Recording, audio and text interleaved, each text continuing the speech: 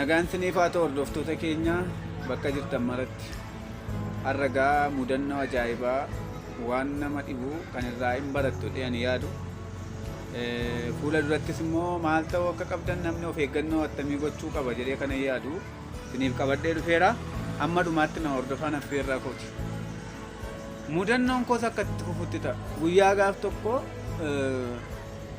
konkolaataadhaan biyya biraa deemuuf kaane. Akkuma beekamu ni barataadha. Barumsa simistera tokkoffaa xumuree gara biyyaatti galuuf gaafan ka'u. Makiinaa qabannee kaanee otuma deemnu mucaa shamarree baay'ee bareedduu tokkotu na bukkee taa'aa ture. Isheen kaartooniitti waa xaxxatamee jira. Marmaramee na bukkee jira.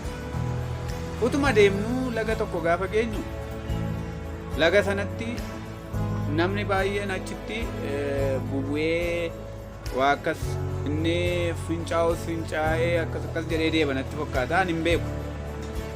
Achitti nuudhaafi jedhan gaafa dhaabanii fi hin buute isheenis akkuma warra kaanii. Gaafa buutu an xiqqoo ishee achumaanii baay'ee dadhabee waan an tureef ganama halkan 11 waan an ka'eef nan rafe.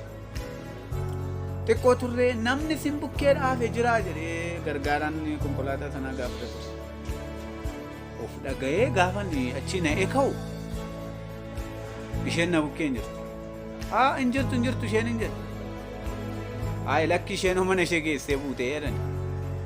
Tolee deetuman deemu akka qodaan ishee na bira jiru ani dagadheera. Utuma deemnu daangaa yookaas keellaa bakka jedhamu bakka sakattaamu konkolaataan dhaabatee sakattaamu dhaabbanne sakattaamtuutti keessan bu'aadha. Saantaa keessan kaayaatii ofii keessanii bu'aa mattaawoqiyaa keessan babbaasaadha.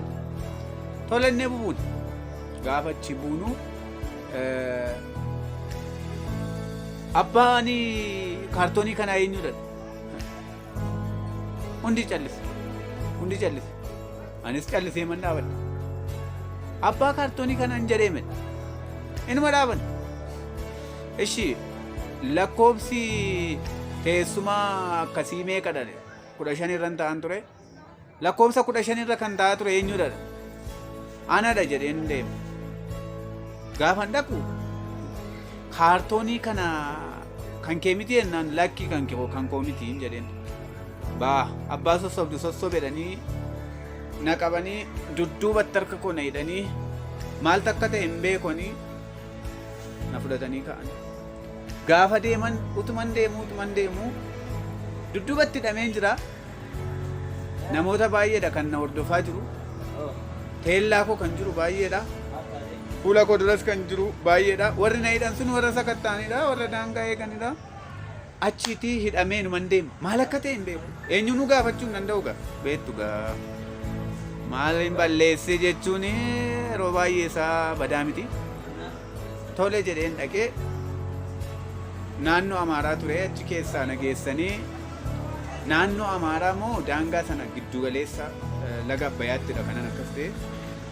Amaara moo Oromiyaatu dhiyaata manni hidhaa manni inni itti hidhamu na jedhanii ol mari'atu turan. Maaliin godhe hin jedhee. Amaaratu dhiyaata jedhanii Amaara keessa na dhaqatan. Achi mana hidhaa sana nagashan bilbilli narraa fuudhameera. Bilbilli narraa fuudhamee waa tokko hin jiru eenyuun hin beeku. Caammaa sicha guddaa beektu mini sicha kan sanaa jechuudha. Isa gurguddicha. Isaan na dhidhiitu, na reebu, na dha'u. Riyyaan illee egaa badaa yeroo akkasii beekachuu illee sodaata. Riyyaan koo na dhiisee sokkee. Makiinaan sun sokkeera. Ammana hidhaatti nafee namni na beeku hin jiru. Bilbila bilbiluuf hin jiru. Inuman reebama. Torban tokko guutuudhaaf reebama. Maalin balleessennaan kaartoonii sana keessa mucaa ajjeeftee keessee jirta. Kanaafuu yookaan akka micattitti si ajjeefna yookaan mala kee maladhu maal si wayyaadha. maaliin madadda gamma sa'aatii kanatti kaartoonichaan hin keenye isheen biraa buuteetu kaa'ee kanatuun dhiphadhu torban lammaffaa kootti nyaata kan naa fidu hin jiru waa tokko hin jiru maal hin jedhu warruma hidhamee jiru wajjin waa xiqqoo dhumagaa akkuma lubbuun hin duune jechuudha tumaan akkas jedhu ganama gaaf tokko taa'een itti yaada ture garma barii kan nyaata naa fidu hin jiru